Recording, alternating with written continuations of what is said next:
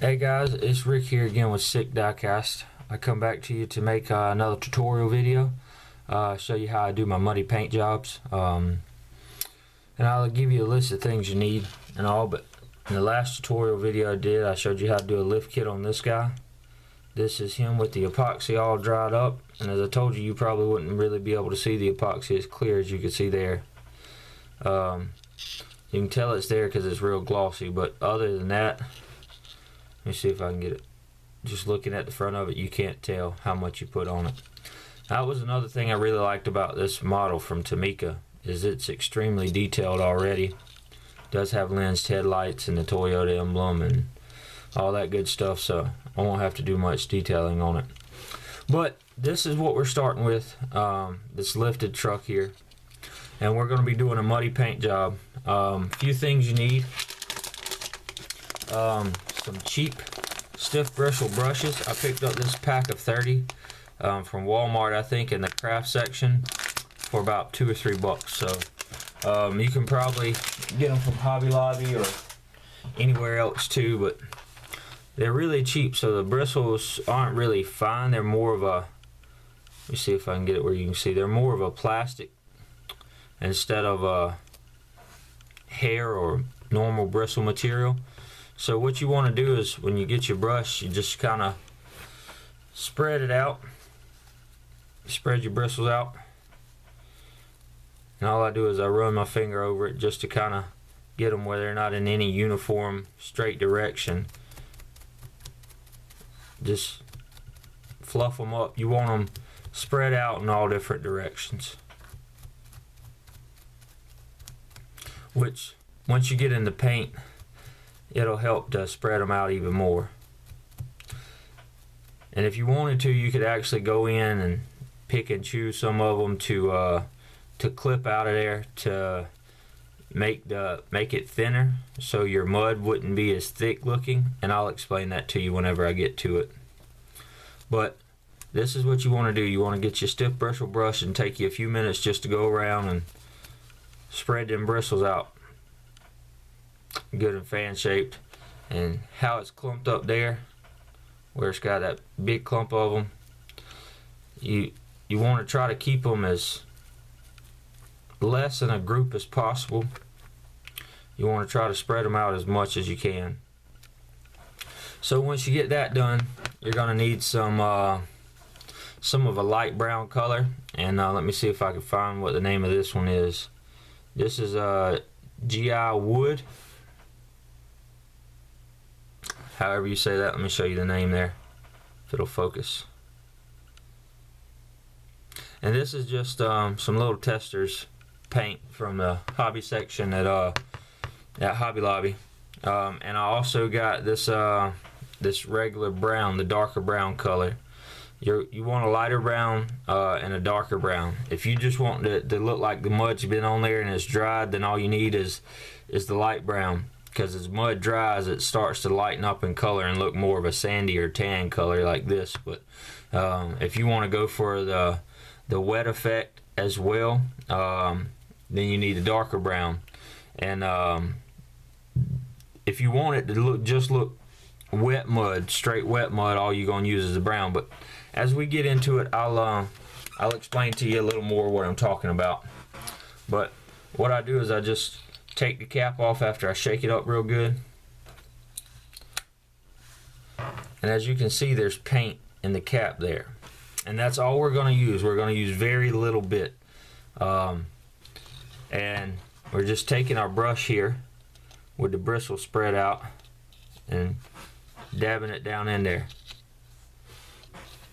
Get your bristles loaded up, and then you just kind of see if I can get it where you can see it here. You just kind of go where there would be mud from the tires and just lightly dab it.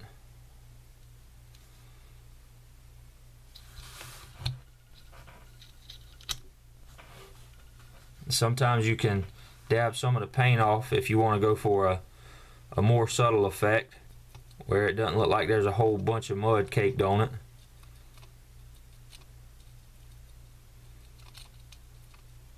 You just dab it around. And don't worry if it gets on your wheels, because your wheels will be muddy anyway. So we'll go ahead and throw some mud on these guys.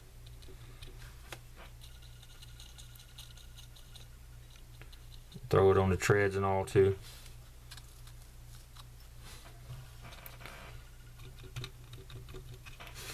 And as you can see what I'm doing, I'm just dabbing all around.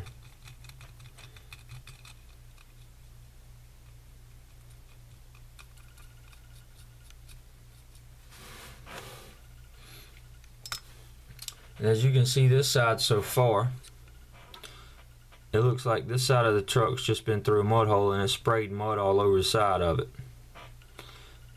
So now what we're going to do is we're going to flip it to the other side, take our cap, put it back on our paint, shake it up again to get some more of that paint on that cap, because all you ever want to do is use small amounts. If you just take the brush and dip it down in there, you're going to load it up with way too much paint, and it's just going to gob it on, and it's not going to have that feathered out spray effect. So you want to try to keep it as light as possible. It's always better to go in light passes, which the way I started out on that front fender was still a little too heavy for my liking. But you can always start out real light, kind of like I did the bed back there, and build up. It's easier to build up than it is to take away, because once you start this process, if you put too much on there, you're gonna have to strip it and start over. So just keep dabbing it around.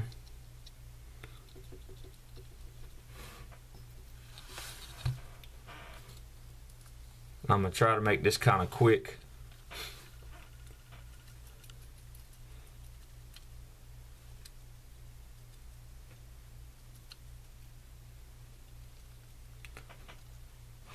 And what it does is those spread out bristles, whenever you touch it, what it does is it takes those bristles and spread them out in further directions, so that gives the effect of where each bristle goes. It gives a different streak of mud shooting here, shooting there, and it gives it that little bit of a texture as well. See, now that's the side that I just did. So I need to do that back wheel a little better. Load it up with some more paint here.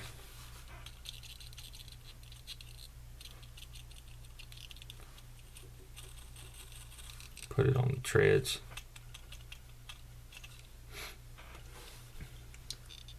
So we got that side. Now I'm going to load up a paint tray a little more, because when you go through a mud hole and mud splashes all over the place, it doesn't just get on the side of the truck. It's mainly on the side of the truck, but some gets on the top and the windshield and everything else if you hit a mud hole hard enough. So we're going to load this guy back up and dab some of it off, and then, well, I didn't dab quite enough off, and then go back over the front of the hood of the truck and up top here a little bit as well. Get a little splatter, a few splatters there on the windshield and on the side windows.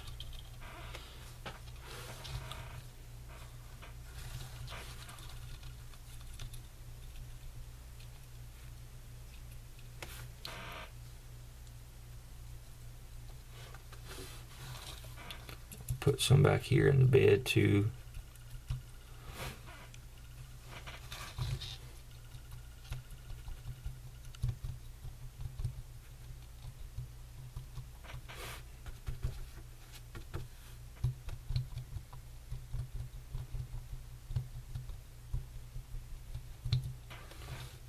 And what I'm doing now is not really just painting the hood. I'm just taking that brush and kind of dabbing it and pulling it as I dab, and just manipulating that paint to give it a little bit more texture as it starts to dry. So that's going to be, well, let me do a little bit on the tailgate, just a little bit on the tailgate. I want this guy to look like he's been all up in the mud.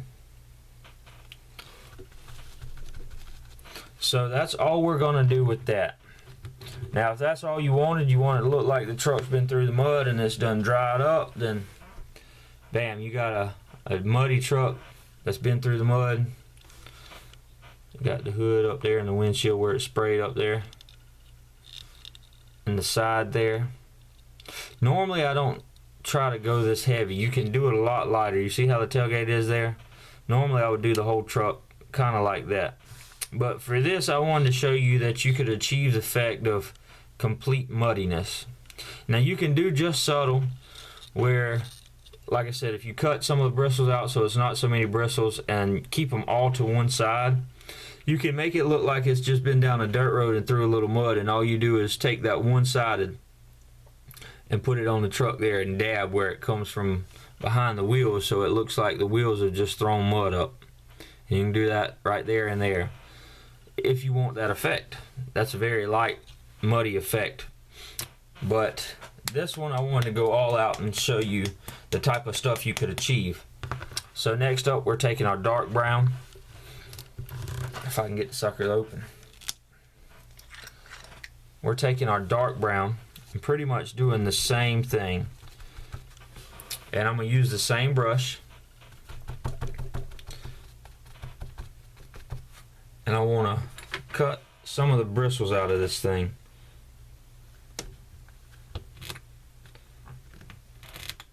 So that's what I'm doing, is I'm cutting some of these bristles out.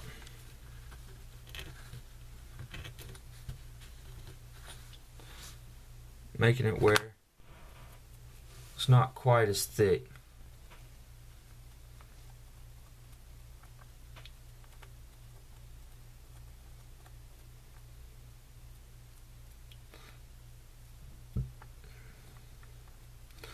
So as you can see there, I made it where some of them are shorter, some of them are still long. And then what you want to do is pretty much the same thing as before, but this, we're going to be a little lighter. And we're going to do it kind of from the edges towards the middle of the muddy section that we already got, to give it that effect that the edges have already dried, because normally when you go mud bogging you get the outer edges dry. The thinner areas where the mud is, the outer edges dry a lot quicker than the rest of it. So the outer edges is a lighter color than the inner edges, or the thicker parts where the wet mud is. And so that's all we're going to do, is dab that over top of the light brown.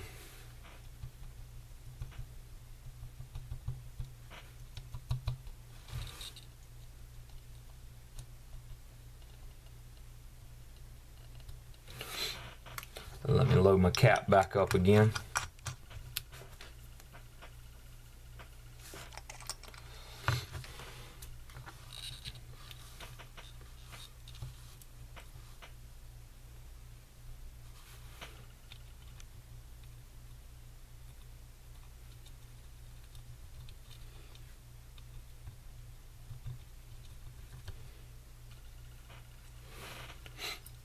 Get back here on the tailgate a little bit. Go back over my wheels and tires, because they'd have a lot of mud on them. If you just came out the mud hole, they'd still be wet. It wouldn't be dry yet.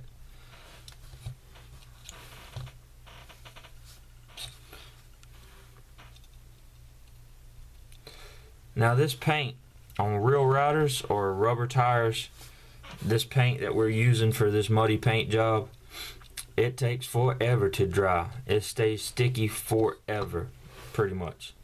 So if you're thinking about doing it on some rubber tires and you think that I'll do it, leave it to sit for today and it'll dry, you come back to it tomorrow, it still won't be completely dry. But let me see if I can get it in light here where you can see it. And that dark brown looks a bit more red on this camera than it really is, but as you can see, it gives you that effect that the mud is fresh, but then it's starting to dry on the outer edges. So this guy's been playing in the mud for a while. he's having him a good time. But I'll take some pictures and post it on Instagram once all of this dries up. I hope y'all enjoyed this how-to video. This is how I do my muddy paint jobs. Give me 1 second and I'll grab a couple other examples to show you ones that are already dry. Alright guys, I'm back with a couple of examples here. As you can see, this is one that I built that I did a little bit more subtle of a muddy paint job on the wheels and tires. You see how it looks kind of wet in some spots. So this is an example, and I even did back there in the bed and the roll bars and the roof up there. And this one here is another example of one that I've done.